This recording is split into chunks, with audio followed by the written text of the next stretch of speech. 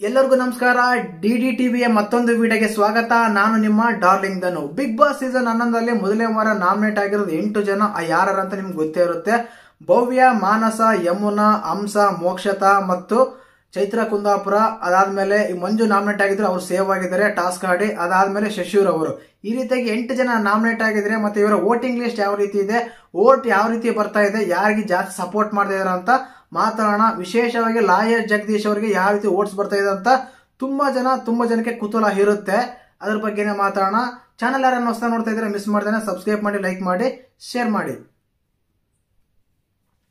ನೋಡಿ, ಈ 8 ಜನ ನಾಮಿನೇಟ್ ಆಗಿರೋರು ಮೊದಲಾಗಿ ನಾನು ಹೇಳಿದಲ್ಲ, ಚೈತ್ರ ಕುಂದಾಪುರ, ಯಮುನಾ, ಗೌತಮಿ, ಭವ್ಯ, ಹಂಸ, ಮೋಕ್ಷತಾ ಮತ್ತು ಮಾನಸ. ಲಾಯರ್ ಜಗದೀಶ್ ಅವರು ಕೂಡ ನಾಮಿನೇಟ್ ಆಗಿದ್ದಾರೆ.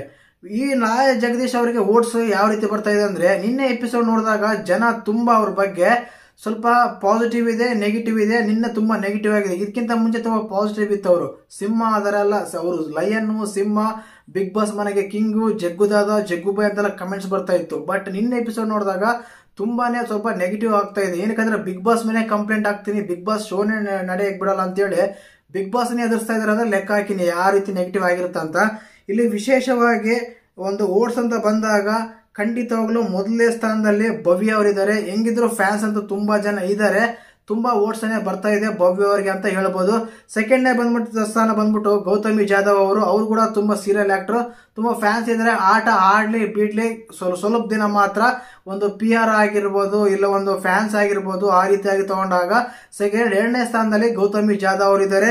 ಇನ್ನು ಮೂರನೇ ಸ್ಥಾನ ಅಂತ ಬಂದಾಗ ಖಂಡಿತವಾಗಿ ಲಾಯರ್ ಜಗದೀಶ್ ಅವರು ಬಂದೇ ಬರ್ತಾರೆ. ಏನಕ್ಕಂದ್ರೆ ಅವರಿಗೆ ನೆಗೆಟಿವ್ ಎಷ್ಟಾದ್ರೂ ಇದು, ಪಾಸಿಟಿವ್ ಅಷ್ಟೇನೆ ಇದೆ ಅಂತ ಹೇಳ್ಬೋದು. ಮೂರನೇ ಸ್ಥಾನದಲ್ಲಿ ಲಾಯರ್ ಜಗದೀಶ್ ಅವರು ಬರ್ತಾರೆ.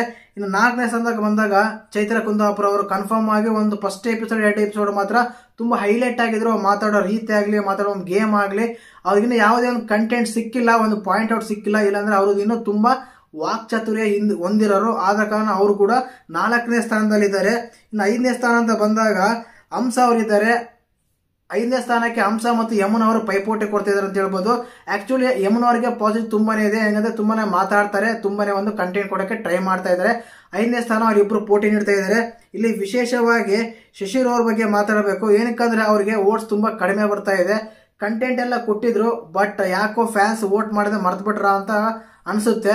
ಏನಕ್ಕಂದ್ರೆ ಅವ್ರು ಬೇರೆ ಅವ್ರು ಅಷ್ಟೇನೆ ಸ್ವರ್ಗ ನಿವಾಸಗಳ ಮೇಲೇನೆ ತುಂಬಾ ಇದು ಮಾಡಕ್ಕೆ ಟ್ರೈ ಮಾಡ್ತಾ ಇದ್ರು. ಈ ರೀತಿ ಇದೆ ಒಂದು ಓಟಿನ ಪ್ರಕಾರ ಒಂದು ಅನಾಲಿಟಿಕ್ ಆಗಿ. ಇದು ಅಫಿಷಿಯಲ್ ವೋಟಿಂಗ್ ಲಿಸ್ಟ್ ಅಲ್ಲ, ಅನ್ಅಫಿಷಿಯಲ್ ಪೋಸ್ಟ್ ಗಳಿಂದ ಕಲೆಕ್ಟ್ ಮಾಡಿರೋ ವಿಷಯ. ಏನಂದ್ರೆ ಮೊದಲೇ ಹೇಳ್ಬಿಡ್ತೀನಿ ನೋಡಿ. ಮೊದಲನೇದಾಗಿ ಭವ್ಯ ಗೌಡ ಇದ್ದಾರೆ. 2ನೇ ಸ್ಥಾನದಲ್ಲಿ ಬಂದ್ಬಿಟ್ಟು ಗೌತಮಿ ಜಾಧವ್ ಇದ್ದಾರೆ. 3ನೇ ಸ್ಥಾನದಲ್ಲಿ ಬಂದ್ಬಿಟ್ಟು ಮೂರನೇ ಸ್ಥಾನದಲ್ಲಿ ಲಾಯರ್ ಜಗದೀಶ್ ಅವರು ಇದ್ದಾರೆ. 4ನೇ ಸ್ಥಾನದಲ್ಲಿ ಬಂದ್ಬಿಟ್ಟು ಚೈತ್ರ ಕುಂದಾಪುರ ಅವರು ಇದ್ದಾರೆ. 5ನೇ ಸ್ಥಾನಕ್ಕೆ ಹಂಸ ಮತ್ತು ಯಮುನಾ ಅವರು ಪೈಪೋಟಿ ನೀಡ್ತಾ ಇದ್ದಾರೆ. 6ನೇ ಸ್ಥಾನದಲ್ಲಿ ಮೋಕ್ಷತಾ ಅವರು ಇದ್ದಾರೆ.